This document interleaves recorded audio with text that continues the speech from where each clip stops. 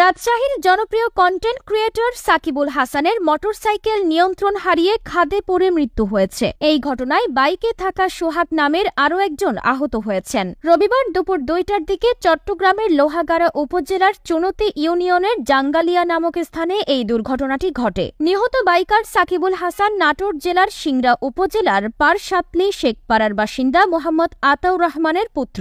জানা গেছে, জনপ্রিয় কন্টেন্ট ক্রিয়েটর ফারজানা বিথি সহ 15 জন নারী পুরুষ মিলে 3 দিন আগে রাজশাহী থেকে কক্সবাজার এসেছিলেন। সকালে কক্সবাজার থেকে ফেরার পথে লোহাগাড়ার চুনতির জাঙ্গালিয়া এলাকায় গতিরোধকে গাড়ি নিয়ন্ত্রণ করতে না পেরে সড়কের পাশে সেতুর নিচে খাদে পড়ে যায় একটি বাইক। এতে বাইক চালক সাকিবুল হাসান নিহত হয়েছেন, অপর আরোহী সোহাগ আহত হয়েছেন। আহতদের উদ্ধার করে উপজেলা স্বাস্থ্য কমপ্লেক্সে নিয়ে আসলে চিকিৎসক সাকিবকে মৃত ঘোষণা করেছেন। দোহাজারী হাইওয়ে থানার উপপরিদর্শক আব্দুস সাত্তার জানিয়েছেন, সড়ক দুর্ঘটনায় নিহত বাইকারের লাশ লোহাগাড়া ট্রমা সেন্টারে রাখা হয়েছে। আইনি প্রক্রিয়া শেষে লাশ পরিবারের নিকট হস্তান্তর করা হবে। এর আগে এপ্রিলের শুরুতে মাত্র 48 ঘণ্টায় জাঙ্গালিয়া এলাকায় 15 জনের মৃত্যু হয়। ওই এলাকায় উঁচু নিচু সড়কে বাঁকগুলোতে বারবার দুর্ঘটনার ঘটনায় সড়ক সম্প্রসারণের দাবি জানিয়ে আসছে এলাকাবাসী।